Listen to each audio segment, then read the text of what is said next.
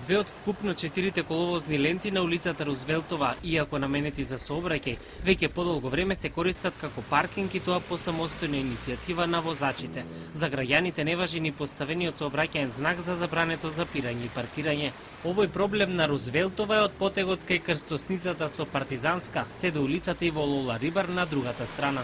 Не паркирај е заканата за несовесните возачи која неколку жители ја испишале на таблички поставени пред куќите веднаш до коловозната лента. Засега ова е единствениот начин да си го заштитат дворот, иако не функционира секогаш. Злоупотребувањето на коловозните ленти им пречи и на дуќанџиите. Тие вината за недостатокот на паркинг ја префрлаат на градот Скопје, но и на возачката култура. Изреволтирани, жителите на Рузвелтова велат дека и градската ПААК служба се навикнала на новиот изглед на улицата и не реагира на нивните повици. Граѓаните веруваат дека има решение и за овој сообраќаен хаос. Така ќе се скратат и нервозите кои секојдневно им ги предизвикува улицата Рузвелтова.